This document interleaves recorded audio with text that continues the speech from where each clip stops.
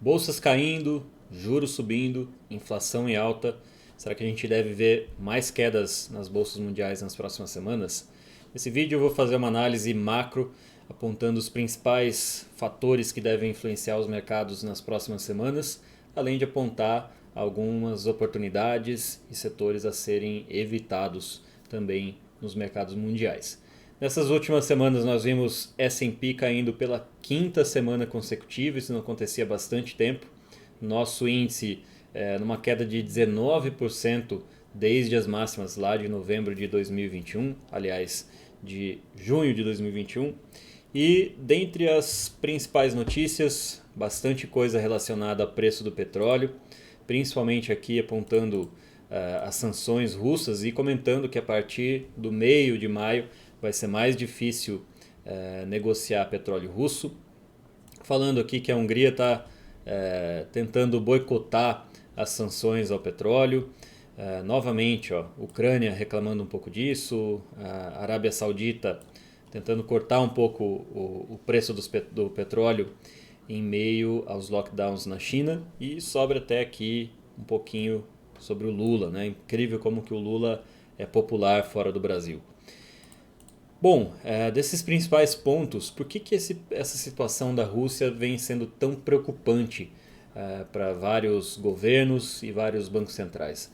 O custo do petróleo interfere diretamente nessa questão inflacionária que vem acontecendo mundialmente, né? O custo do petróleo afeta toda a cadeia logística, toda a cadeia produtiva e nesse momento é uma situação bastante difícil de controlar e tem efeitos políticos muito negativos para as principais economias do mundo. Qual que é a grande questão do petróleo nesse momento? Eu entendo que estruturalmente o petróleo vem numa tendência de alta muito por conta da política ESG, com a vitória dos democratas nos Estados Unidos, isso se intensificou, vem diminuindo os investimentos na produção de petróleo, na produção de gás natural, na produção de carvão, tanto nos Estados Unidos quanto na Europa, que foi sempre uma grande produtora de carvão para manter ali toda a sua questão energética, né? Carvão e energia nuclear. A grande questão é que no governo da Angela Merkel, que é considerada aí por muitos cientistas políticos como uma camaleoa política, né? E por isso que ela teve uma vida política tão longeva lá na Alemanha, porque ela acabava puxando ali às vezes algumas ideias, algumas políticas de opositores, atuava como se fosse dela e por aí ela ia se perpetuando no poder. Naquele período que teve o desastre das usinas de Fukushima, ela acabou estabelecendo que a Alemanha ia diminuir a produção de energia nuclear, porém aumentando a sua dependência tanto do petróleo quanto do gás natural russo. Quer dizer, é bastante arriscado para um governo para um país que é talvez ali o principal país da Europa, um dos principais países da OTAN e que hoje é dependente do que passou a ser um inimigo, né, da OTAN. Só que, além disso, né, nós temos Venezuela com uma grande queda na produção, os países ali do Oriente Médio tentando controlar os preços e Estados Unidos, que poderia ser um grande produtor, não está pisando no acelerador. Então a oferta de petróleo não vai ser algo tão simples de se resolver e a demanda tende a continuar em alta. Além dessa questão, nós temos aqui uma matéria falando que nós podemos ter mais alguns gatilhos que podem impulsionar o aumento da taxa de juros um pouco mais além do que o mercado espera, né? Com todos os dados de inflação, com os possíveis drivers aí que podem acontecer. O Fed, nessa última semana, anunciou que vai subir em 50 pontos base, em 0,5%, a taxa de juros americana, além de começar a fazer uma retirada da liquidez mensal ali que antes ele vinha injetando na economia.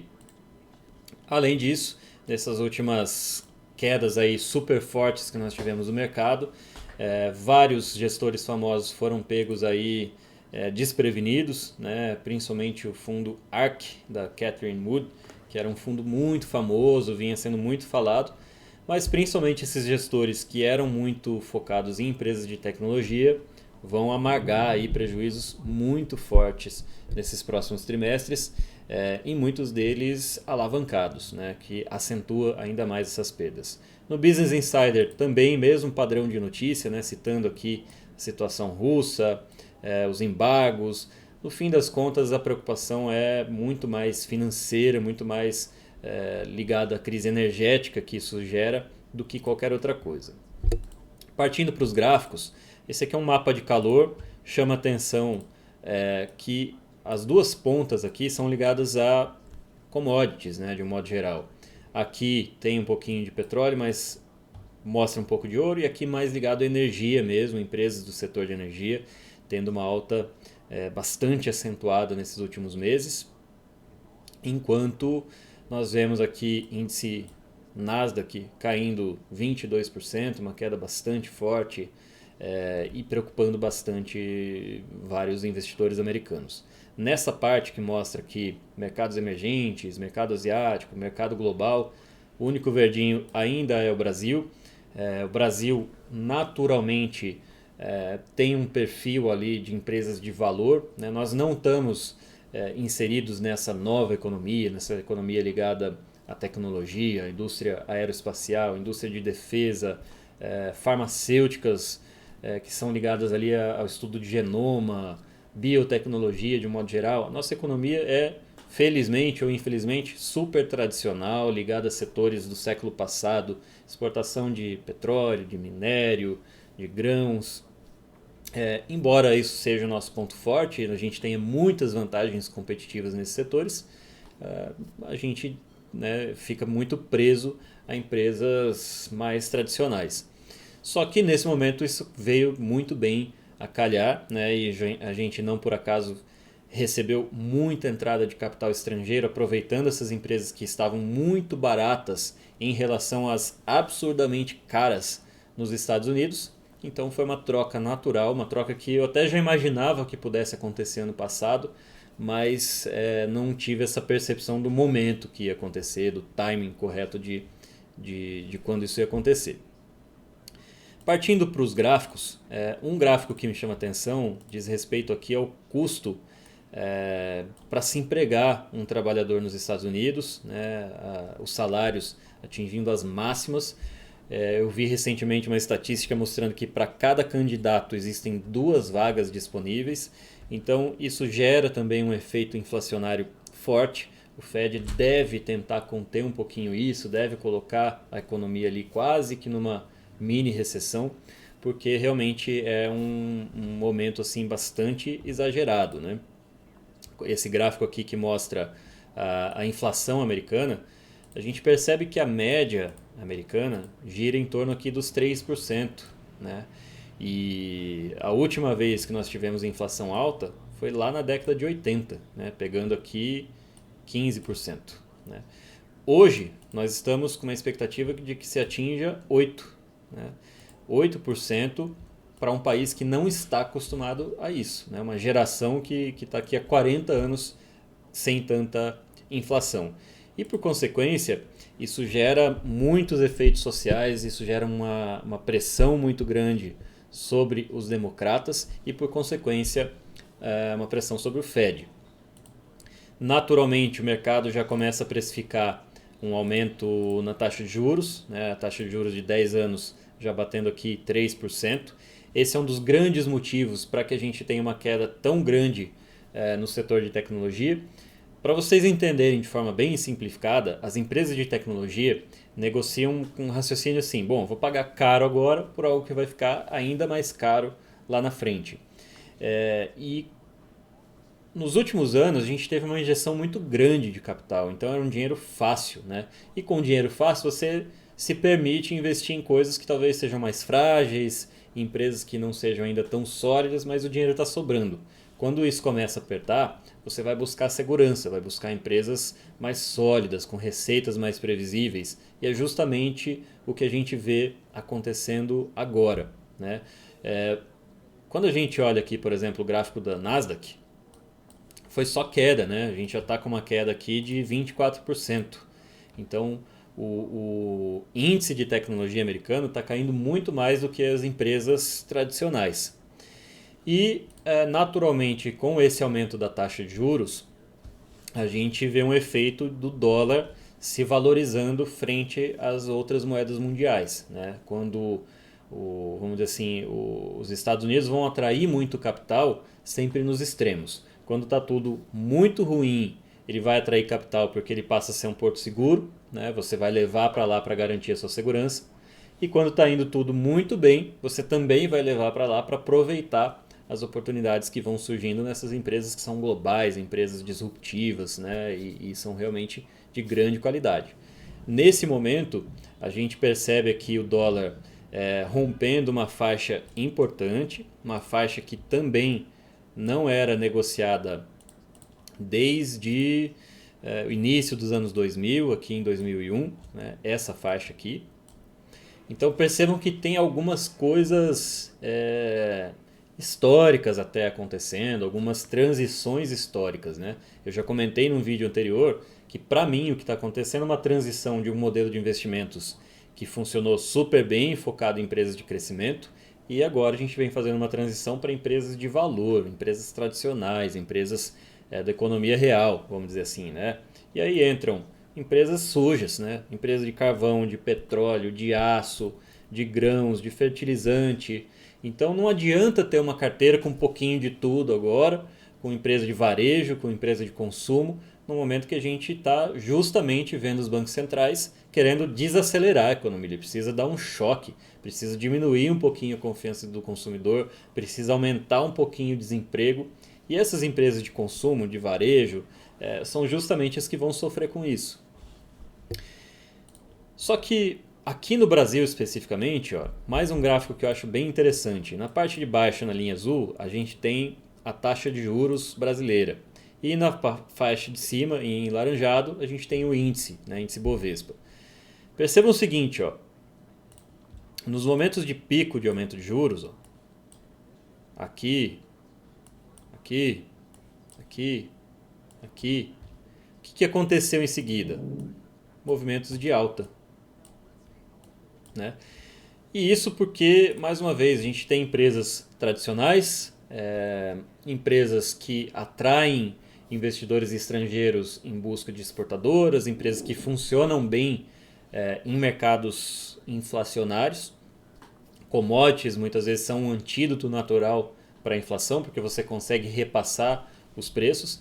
Então, talvez a nossa bolsa surpreenda aí com mais um mandato do Bolsonaro, que saneou bem as contas públicas, aliás, das empresas estatais, e que pode surfar mais um período propício para as empresas brasileiras.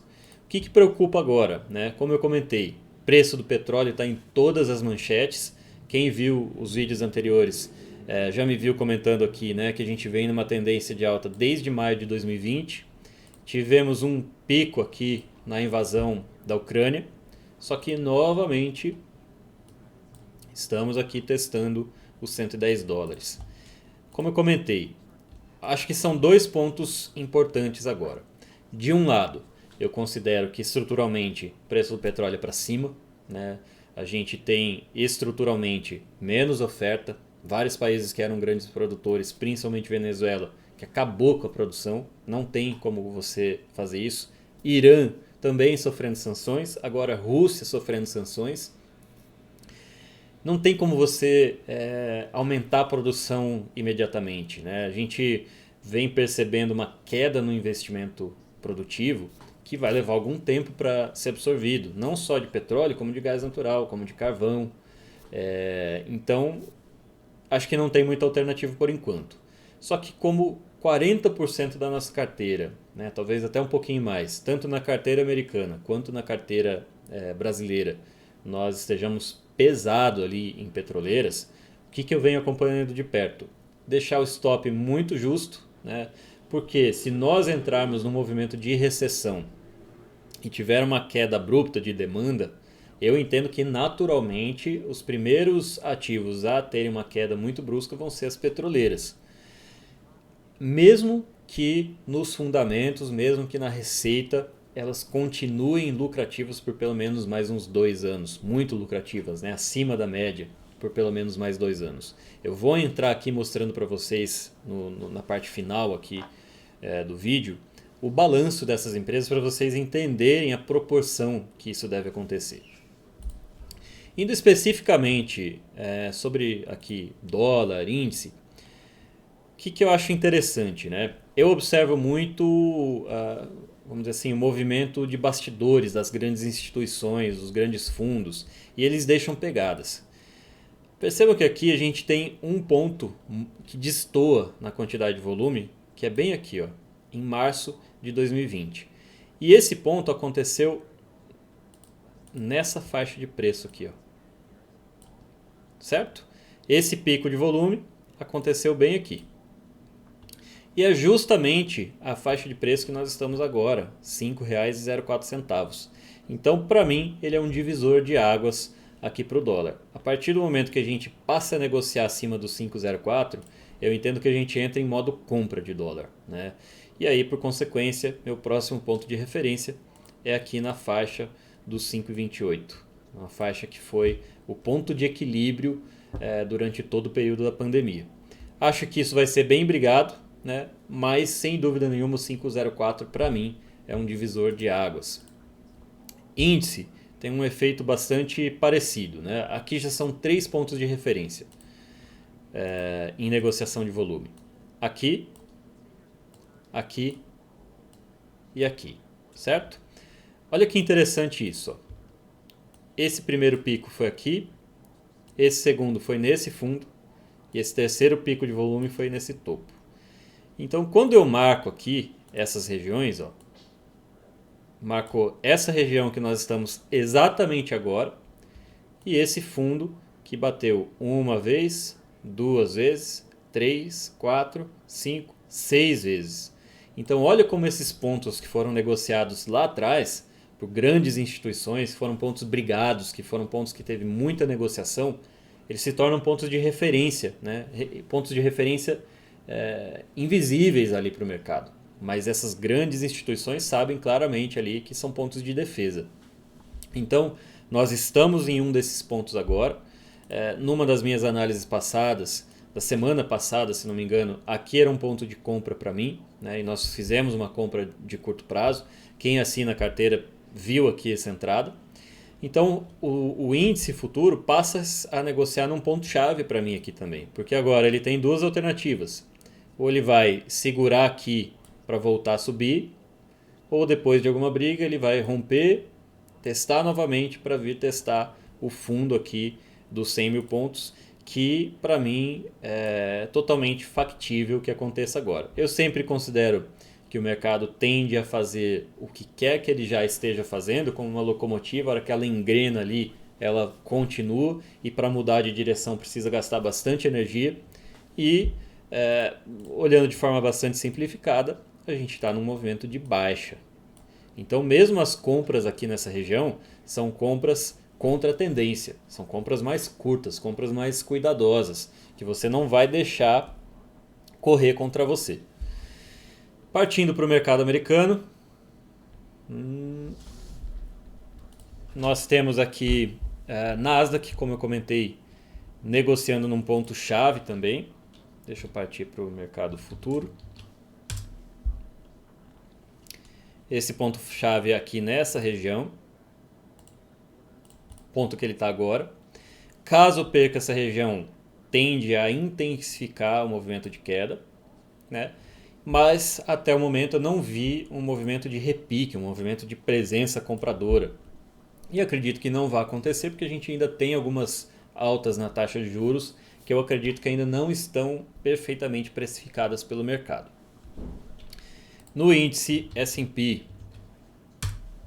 que pega ali empresas mais tradicionais, é muito semelhante, né? Ele vem testando um fundo aqui que por enquanto ele vem segurando de forma muito capenga, acredito que também não vai segurar. E naturalmente a minha reação aqui é de extrema cautela, né? Extrema cautela, porque mais uma vez, se ele perde esse fundo, vai levar muita ação importante para baixo. Vou entrar aqui em algumas empresas americanas para vocês verem que interessante alguns pontos importantes aqui dessa análise. Um exemplo, vamos olhar a Amazon, né? Algumas empresas para vocês entenderem. O que vem levando essa queda tão acentuada do mercado nos últimos tempos? Aqui desse lado esquerdo, né, eu tenho uma janela que resume, assim, de forma bem simplificada, obviamente, um pouco da visão do que o mercado está observando, né? A gente teve em 2021 um lucro por ação de 64 dólares, quase 65 dólares. E em 2022 a estimativa do mercado que caia para 19 dólares. Né?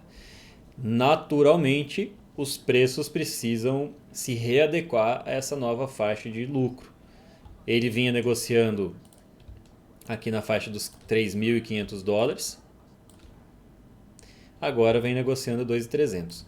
Eu acho a Amazon uma excelente empresa. Acredito que seja temporário esses movimentos de queda na receita, queda na lucratividade e tudo mais. Então, são empresas que podem dar, às vezes, uma oportunidade de uma década aqui. Mas ainda não é o momento de entrar, né? Não é o momento de buscar um fundo aqui.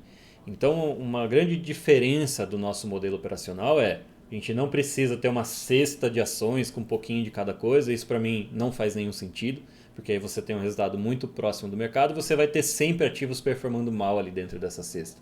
Você fica dependente do mercado em alta. E um segundo ponto é a gente sempre buscar empresas que estão num bom momento. Então eu sempre costumo dizer que boas empresas não necessariamente são boas ações naquele momento. E eu acho que a Amazon é um exemplo disso. Outro exemplo, Netflix. Olha a queda que essa empresa fez. Ela saiu lá de 700 dólares para 180. 180. E isso porque ela teve uma queda de 200 mil assinantes nesse trimestre. Você percebe aqui que o resultado dela em si não foi tão ruim, não foi tão pior. Só que ela vinha num fluxo de crescimento constante, então o mercado cobra caro por isso, né? Ela veio aqui em 2017 com 1,25 de lucro por ação, foi para 2,68, 4, 6, 11, opa, caiu.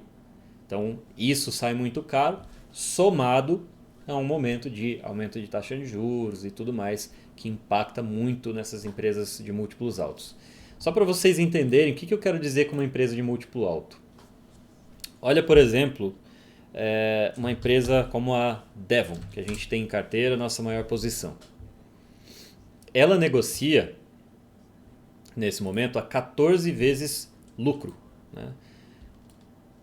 0,7, opa, acabei apagando, 0,7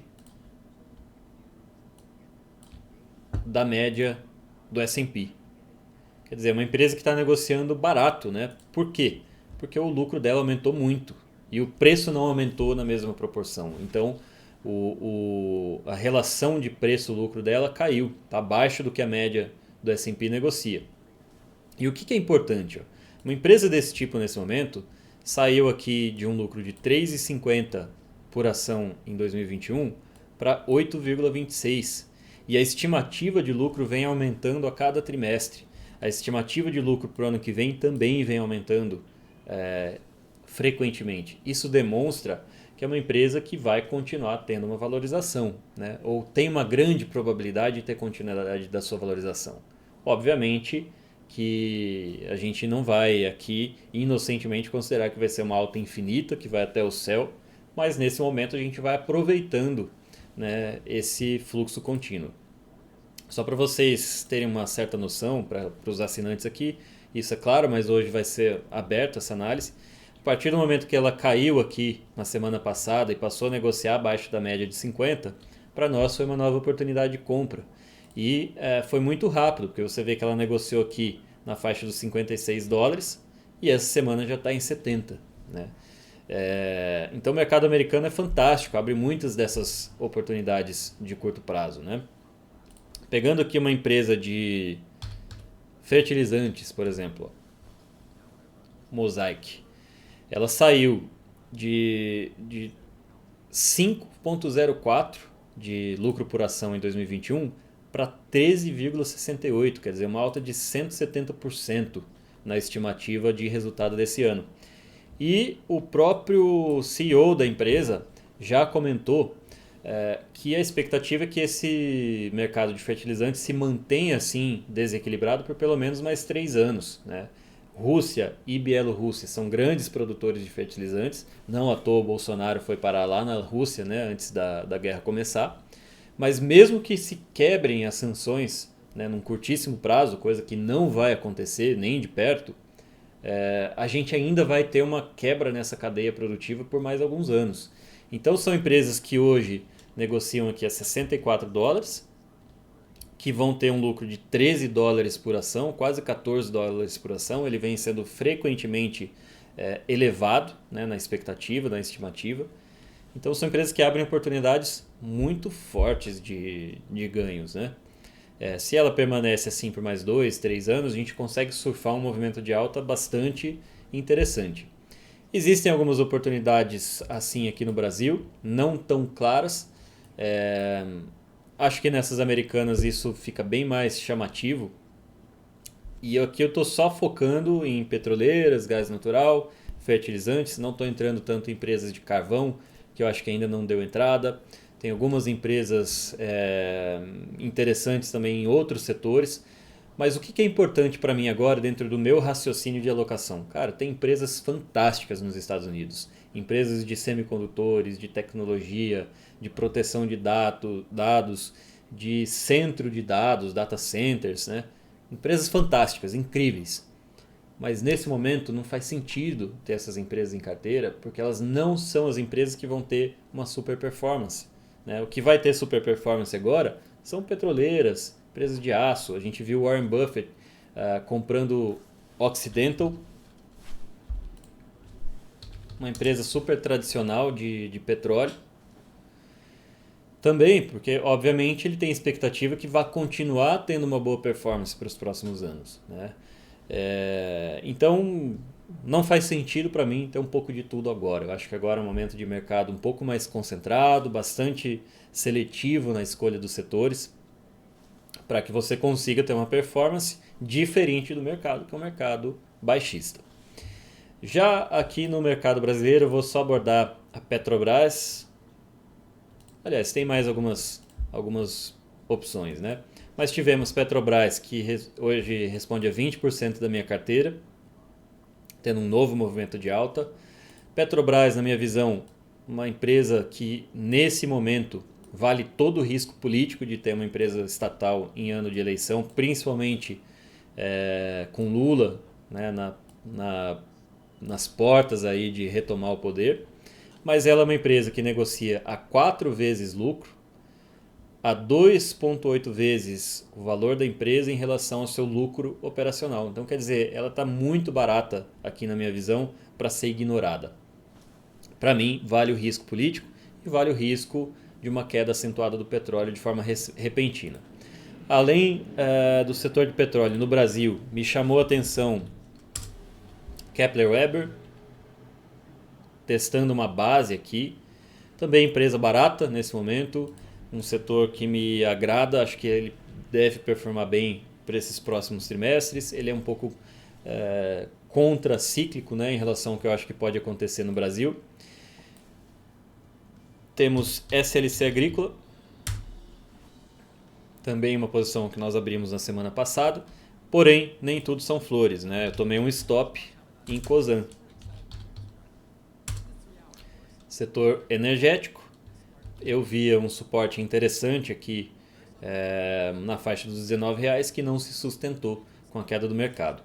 Então, dentro do meu modelo operacional, eu quero empresas que estejam de acordo com a minha visão macro-setorial e que estejam com expectativa de aumento dos ganhos, aumento de lucratividade, mas no fim das contas ela precisa estar numa boa tendência, né? Mais uma vez, uma boa empresa não necessariamente vai ser uma boa ação. Então a gente precisa juntar os dois fatores para conseguir ter uma boa performance na carteira. E dessa forma a gente tem uma carteira muito mais enxuta, muito mais concentrada, alguns podem enxergar isso como um risco maior, mas que está na nossa mão, que a gente tem um controle muito próximo do que está acontecendo. Acho que de forma geral aqui são os principais pontos. Estou batendo aqui 30 minutos, não quero passar muito disso. Para quem assistiu esse vídeo, muito obrigado. Para os nossos assinantes, fico à disposição ali pelo Telegram para tirar dúvidas, para ajudar em possíveis pontos de entrada, ajustar a sua carteira para fazer uma transição. E fico por aqui. Obrigado.